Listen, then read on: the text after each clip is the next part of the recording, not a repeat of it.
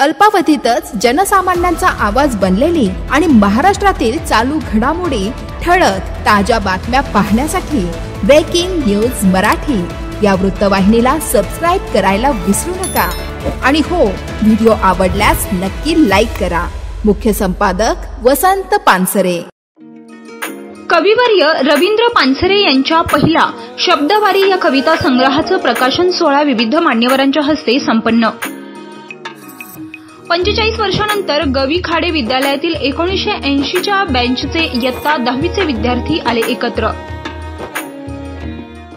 शहापूर तालुक्यातील एक अष्टपैलू व्यक्तिमत्व असणाऱ्या रवींद्र पांडुरंग पानसरे यांनी मंत्रालयात वरिष्ठ लिपिक पदावरून सेवानिवृत्तीनंतर आपल्यामध्ये असणारी कला जोपासली असून नुकताच हनुमान जयंतीच्या दिवशी म्हणजे मंगळवार दिनांक 23 एप्रिल रोजी वाफे येतो विठ्ठल मंदिर सभागृहात कविवर्य सतीश सोळांकुरव व वसंधरा घाणेकर यांच्या हस्ते शब्दवारी या कविता संग्रहाचं प्रकाशन अनेक क्षेत्रातील मान्यवरांच्या हस्ते संपन्न झालं।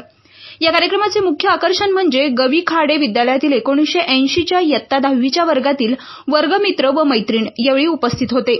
रवींद्र पानसरे यांनी या वयातही तरुणांना लाजवेल अशा पद्धतीनं समुद्रात पोहणे, गडदुर्गावर ट्रेकिंग करणे, वाचन करणे, कविता लिहिणे अशा पद्धतीनं आपल्यामध्ये असलेली कला जोपासली असल्याचं उपस्थितांनी कौतुक केलंय।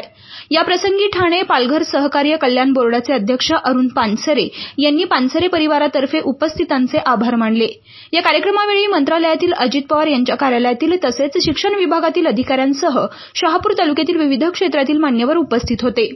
Breaking news Marathi, Shahapur.